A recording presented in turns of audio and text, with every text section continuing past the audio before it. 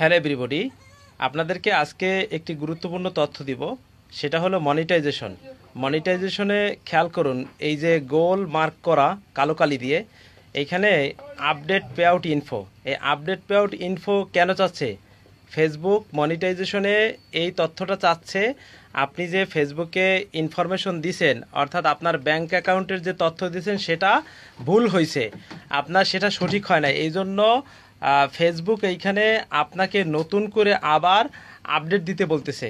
অর্থাৎ আপনার ইটিন আইডিটাও আপনি দেখবেন চেক করে, হয়তো আপনার ইটিন আইডি ভেরিফাইড হয়ে আছে, ডাব্লিউ8 পেজে যদি আপনি ভেরিফাইড করে থাকেন তাহলে সেটা ঠিক আছে, সেই অনুযায়ী আপনার ব্যাংক অ্যাকাউন্টের নামটা মেলে নাই অথবা তথ্য মেলে নাই।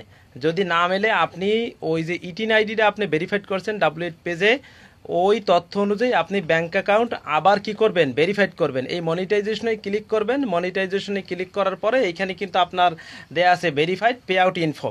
তো ভেরিফাইড পে আউট ইনফোতে আপনি যখন ক্লিক করবেন, ক্লিক করার পরেই কিন্তু আপনার সমস্ত তথ্যটা শো হবে। শো হওয়ার পরে আপনি কিন্তু আবার আপনার নাম, এরপরে আপনার ঠিকানা, পার্মানেন্ট এবং স্থায়ী, অর্থাৎ বর্তমান এবং আপনার স্থায়ী ঠিকানা, এটা আপনি আপডেট করবেন। এরপর আপনার ব্যাংক অ্যাকাউন্টের তথ্য আপডেট করবেন, এরপর ভেরিফাইড করে নেবেন। এরপর থেকে কিন্তু আপনি ঠিকই কিন্তু আপনার এটা যদি ভেরিফাইড হয়ে যায় তাহলে কিন্তু আপনি